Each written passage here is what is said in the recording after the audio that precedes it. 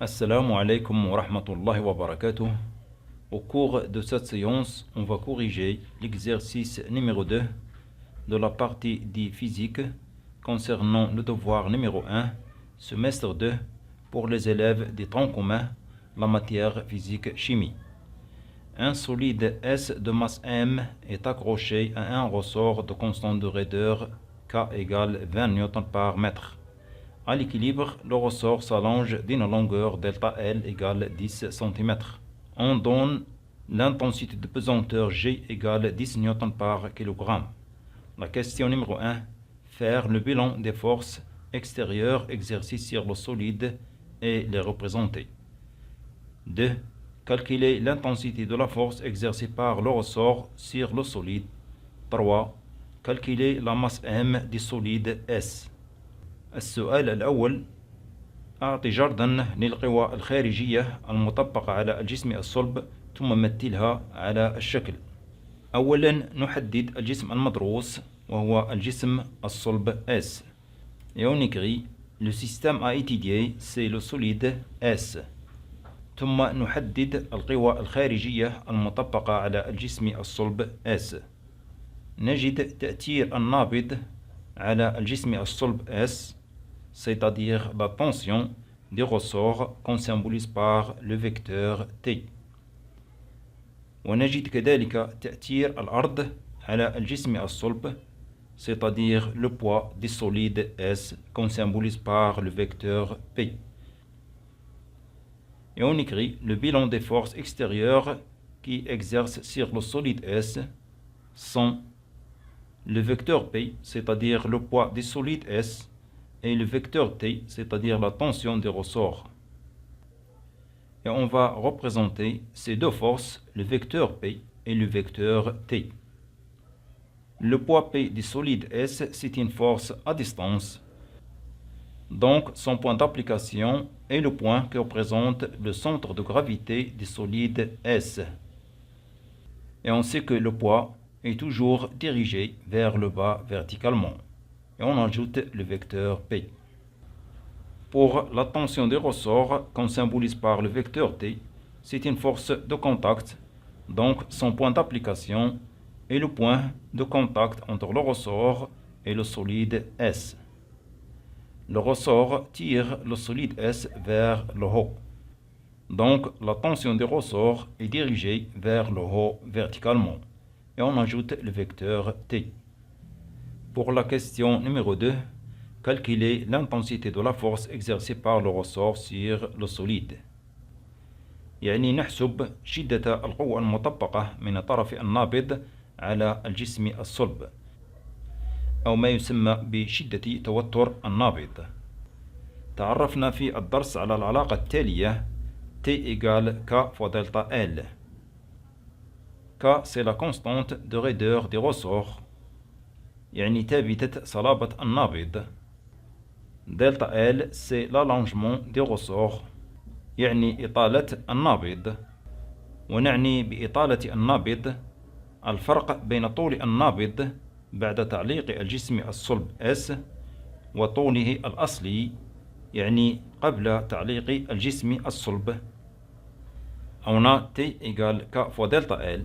Et on veut calculer l'intensité de la force exercée par le ressort sur le solide, c'est-à-dire la tension du ressort.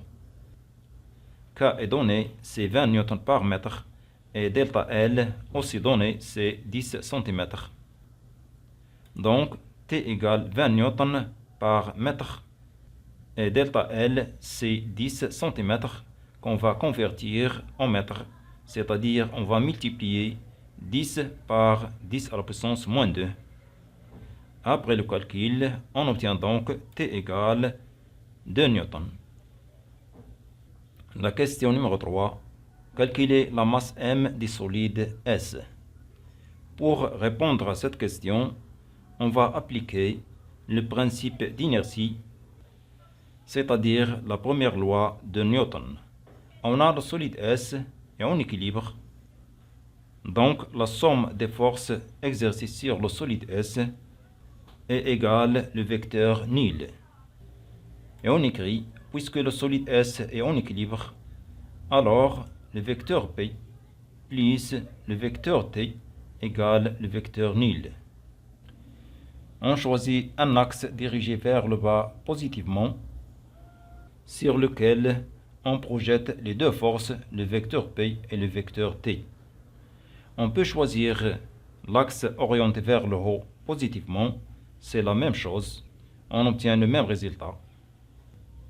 On a le vecteur P est dirigé vers le bas, c'est-à-dire dans le sens positif, c'est donc plus P, alors que le vecteur T est dirigé vers le haut, c'est-à-dire dans le sens contraire que le sens de l'axe choisi. C'est donc moins T, et on écrit P moins T égale 0, c'est-à-dire P égale T.